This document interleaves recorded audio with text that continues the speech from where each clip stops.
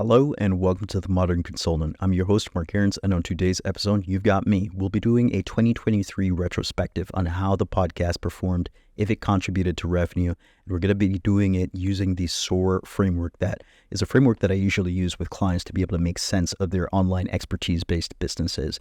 Some of it's going to apply, some of it's not going to. I'll walk you through it. But let's just go ahead and dive right into it. Let's answer the big question, which actually falls into the rewards portion of the SOAR framework.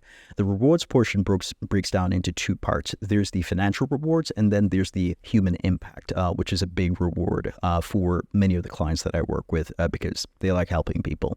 And so on the financial side of things, the big question is, did the podcast contribute to revenue in 2023?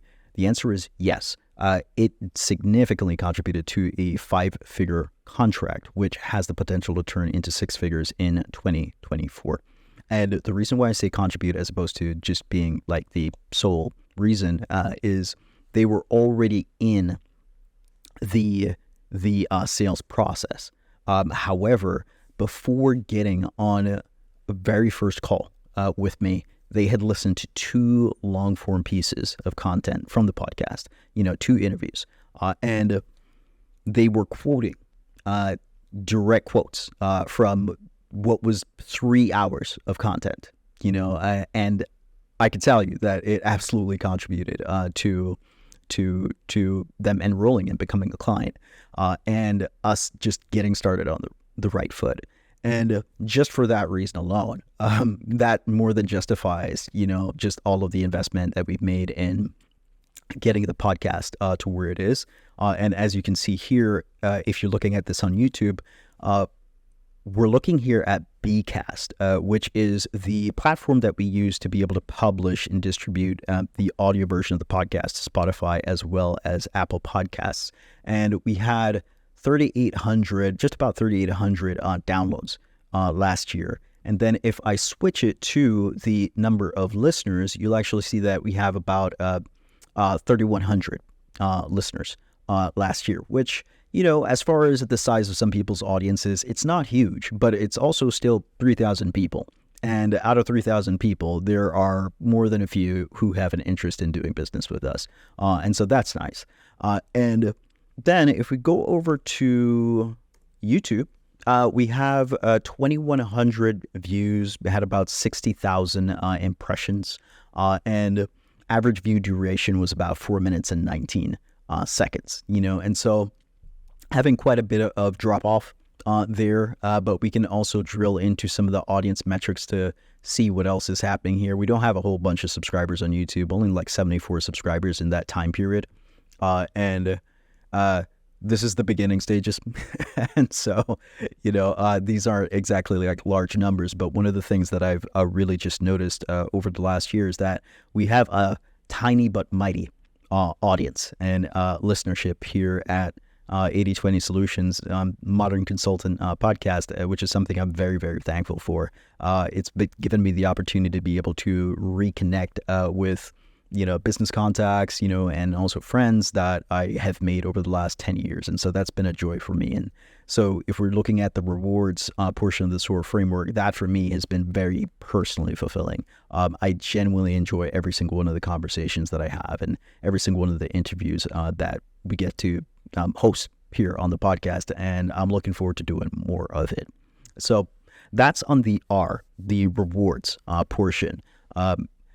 If we hop over to offers, essentially, if you look at a podcast, it's a free content offer that lives at the top of your funnel in your business. And the cool thing is that if we take a look at what's happening here on YouTube, they actually have this funnel visualization that shows the number of people who go through from impressions to then, becoming a viewer and so on and so forth. And for some reason, I'm having trouble finding it. But the key point is if we were to visualize your customer journey as a marketing funnel where you have 4 stages, the top of the funnel, tofu for short, middle of the funnel, mofu, bottom of the funnel, bofu, and then post funnel, pofu, that more or less summarizes like 4 general stages that most people are going to go through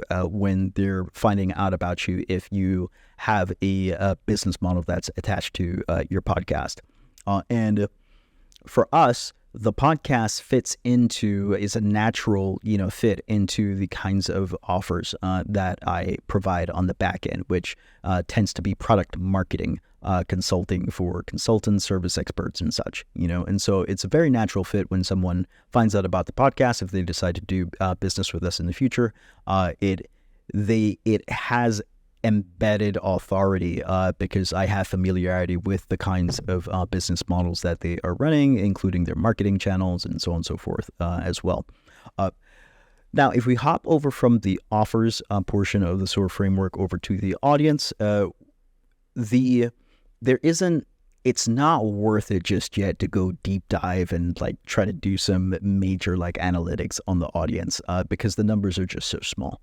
We're still very much in the qualitative stage, and we've got folks who are broader audience, and then you have business focused people, and I'm thankful for every single one of you that have written in or sent messages about the episodes that you've been enjoying and just how we can continue to make it better. And so just a personal thank you if you are a returning listener or viewer. Just know that we are paying very close attention to just everything that you're saying, everything that you're doing, because I really do enjoy doing this quite a bit. And so that said, I'm not going to go super deep on audience metrics and stuff as I would say if we're running a campaign like we're doing right now where one of our clients they have several hundred email subscribers on their email list, and then we have another campaign that's going live that's to 75,000 people and all the sales metrics and everything, and doing customer research surveys and such. We're not there yet with the podcast. And so if you're an active client that's listening into this and you have a smaller podcast, I would not recommend that you spend a whole bunch of time going deep on smaller numbers, especially because there's other parts of your business that you probably need to be paying attention to, but it's going to be a bit of stay the course. What I can also say though is when things are more at this qualitative stage, podcasting has been an incredible tool for creating deep connections with people who could be powerful strategic partners, referral partners, joint venture partners, and the such. And I can't think of another way to be able to create this kind of intimacy and trust in an authentic way with your greater business community than podcasting right now. It's very much what blogging was maybe 5-10 years ago. It's just a really powerful way to connect with people. Actually, I would even say even above that, it's more powerful than blogging because it's just a rich channel for having great conversations is definitely what I would say. It might not be for everyone, but if you are very strategic in the way that you go about it, then it can be an incredible tool for leverage and then also connection as well. It's also really powerful for being able to keep our existing folks engaged.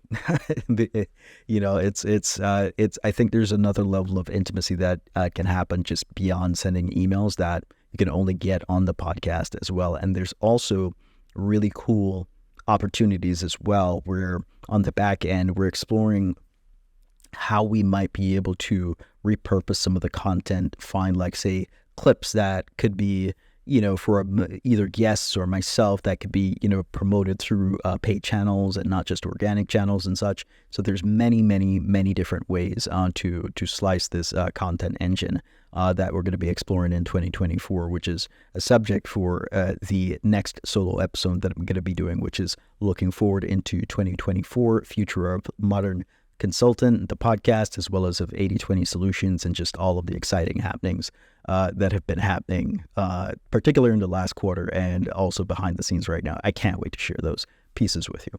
That said, if we hop over now to the sales portion of the SOAR framework, I alluded to this before when we started talking about the contribution to revenue in 2023. And when it comes to sales, we just need to visualize again that customer journey tofu, mofu, bofu, pofu, the podcast is going to become relevant in the mofu, middle of the funnel, as well as bofu, bottom of the funnel.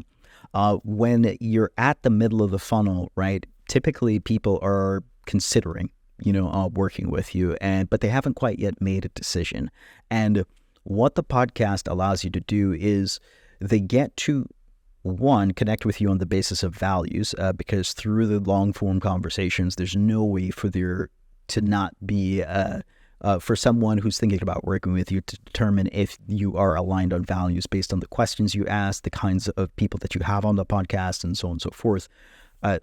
The other thing that happens is strategy, hearing how you think through strategically problem solving, particularly if you're in the world of consulting. That's a lot of what it is that we're doing. We're problem solving for clients. And so very sophisticated clients can hear your analytical process through the kinds of questions that you ask and the structuring of even the podcast interview to then get a sense of, if this is how he thinks through a conversation, she thinks through a conversation, then how might they think through, challenges that we have. And then, of course, there's the topic areas and such that you cover as well.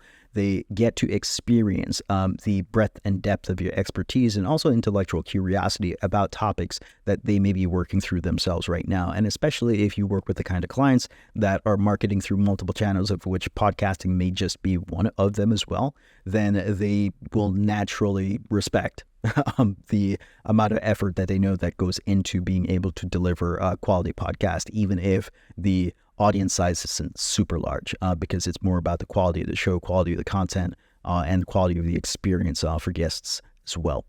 And so all of that is how it can then contribute to moving someone from middle of the funnel to then bottom of the funnel, where they're no longer considering, they're actually now, all right, trying to think about, should they make a decision on whether or not to work with you in the form of a service contract, or maybe they're thinking about buying one of the products, or maybe you have a hybrid productized service or program that you are thinking about, that they're thinking about purchasing from you. At that point, where the podcast fits into the sales process can be used in every sales process. There's going to be risk reversal. There's going to be a portion of the sales process where it's about risk reversal, just reducing the risk of what it is, to work with you. If someone's going to invest a significant amount, then they're, legitimately, concerned about whether or not you're going to be able to follow through and deliver. And when it comes to deciding on that, a framework that you can use to think about it, it actually comes from B.J. Fogg, a behavioral researcher at Stanford University, which is he's known for many models, but this one is from one of his earlier papers, which is a credibility equation. And it breaks down to this. Credibility equals perceived trust plus perceived expertise. You need to have both for someone to decide to work with you. And the podcast helps to contribute to a higher level of perceived trust, as well as a higher level of perceived expertise, and thus positioning you as credible, the person to work with. And where you fit the podcast into the sales process is beyond the scope of this podcast, because there's so many different variations. Like if you're selling one-on-one in a B2B scenario, or one-on-one in a B2C scenario, versus like one-to-many in a B2B scenario, or one-to-many in a B2C scenario, there's just many different places in the steps of the customer journey, at least the sales portion, that where you could fit it in. It could be before a phone call, it could be after a phone call for more risk reversal, or if you're in a one-to-many funnel, it could be putting the podcast assets or particular topics that are relevant for whatever challenge it is that you're going to be able to help them with before the introduction of the offer, or after the introduction of the offer. Those are going to be the two major areas in any sales process where you could then position on the podcast. But it's very versatile. It could work for either one in both long form format as well as short form formats. And so podcasts can definitely contribute to a sales process. That's how I'm looking at it for now, I would say.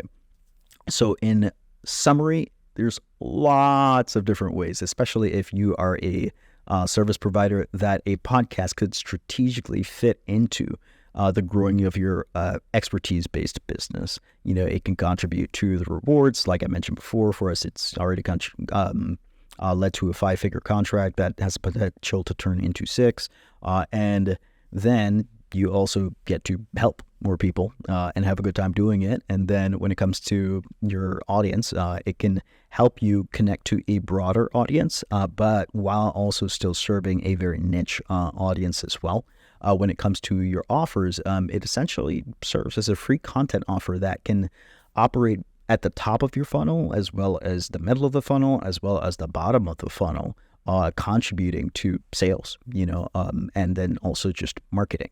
There's lots more advanced strategies that I would love to share with you all about all of this, but I'm going to clip it here, keep it short, because I actually had recorded a 1-hour version of this very podcast that I'm recording for you here now, and I forgot to switch the microphone, and I have a 1-hour video of a silent recording. I wish I could recover it. I am so sorry.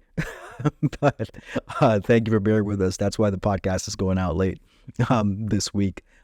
Because totally on me, I totally botched that, and we're getting to get back to the regular schedule. Because even though things are super busy here with clients, I very much enjoy doing the podcast, and I enjoy connecting with all of you. And I hope I'm very thankful for returning listeners who continue to check in and see how we're doing. And I'm looking forward to sharing more with you. There's so much more on the way in 2024. And with that said, I'm looking forward to seeing you on the other side. Thank you so much, and talk soon. Hey, thanks for checking out the show. If you liked it, go ahead and hit the like button, and also subscribe so you don't miss another one. It also tells us which ones that you like the most, so that we can then do more interviews like that. If you want to go from idea to implementation though, especially if you're wanting to productize your expertise so that you can scale your impact on your clients and of course grow your business, then join our email list. There we're going to talk about how modern consultants can productize their expertise so that they can have a greater impact on the world around them and live life on their terms. If that's up your alley, I hope to see you on the other side. Talk soon.